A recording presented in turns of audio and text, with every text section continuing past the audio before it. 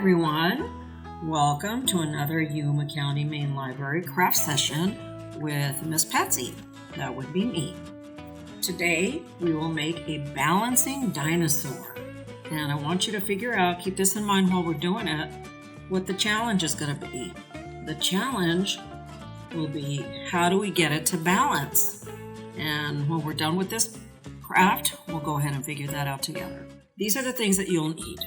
Paper plate, a pair of scissors, some cotton balls, you don't need too many, one wiggly eye, a pencil, a few wooden clothespins, glue stick, and I have some washable paint here in green color. Doesn't quite look like green to me, but it looks teal, but it's pretty. If you don't have any paint, go ahead and use crayons or colored pencils. Let's go ahead and get started. Okay, first thing we're going to do is take our pencil, and we'll have our paper plate right in front of us, and we're going to go ahead and just draw a shape of a dinosaur. Now, if you don't exactly know what a dinosaur looks like, I mean, I've never seen one in person. I'm going to bet that you haven't either. But just go ahead, use your imagination. I always tell everybody, use your imagination, because whatever you do is right. Let's go ahead and start with the head. And it's just going to be something very simple. And remember, you don't have to do it exactly like me. I know that doesn't look like much. So let's go ahead and cut that out. And there we go.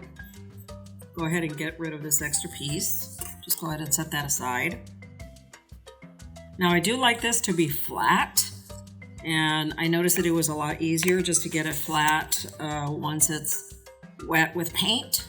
And when it's a bit dry, then I just go ahead and place some books over it just to help flatten it out. So let's go ahead and start off with our paint. Take one of the clothespins. We're actually going to use this as a paintbrush. And one of the cotton balls, just like that. Dip it into the paint. And just kind of dab it onto the paper plate. You can use long strokes, but I happen to like the way the pattern comes out when you dab it. And this paint is very watery, so I might have to do more than one coat if I want it darker.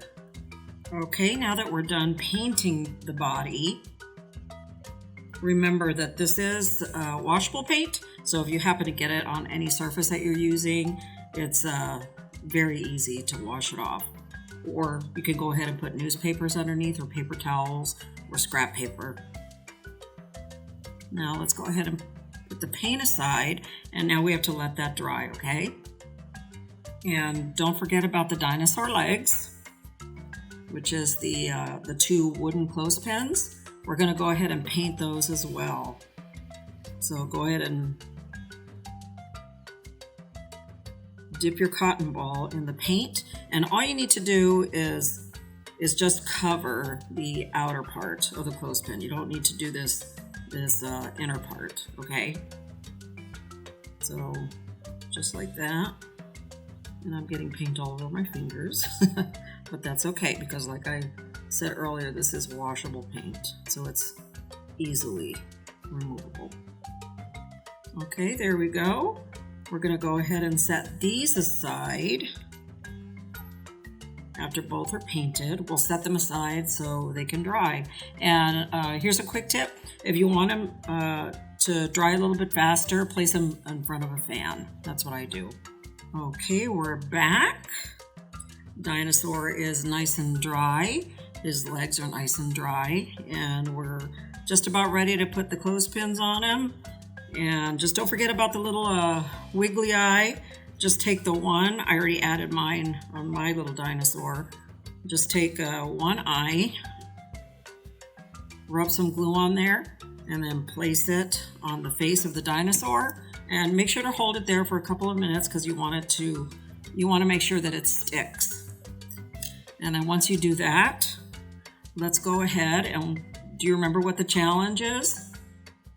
That's right. How are we going to get this dinosaur to balance?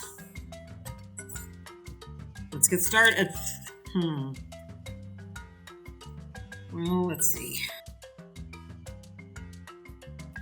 Well, that didn't work. How about we spread his legs out? Oh. If anyone has suggestions. All right, let's try a few other ways.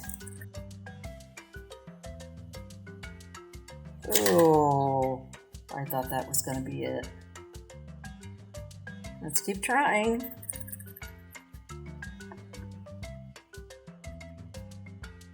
Nope. Let's see if I can get these legs evenly distributed in the middle of the body. Look at that! It worked! Now you see how the center of the dinosaur is here.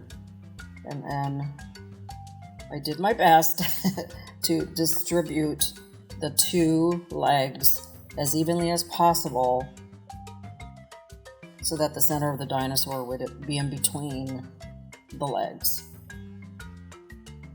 You guys think of any other way that it might balance?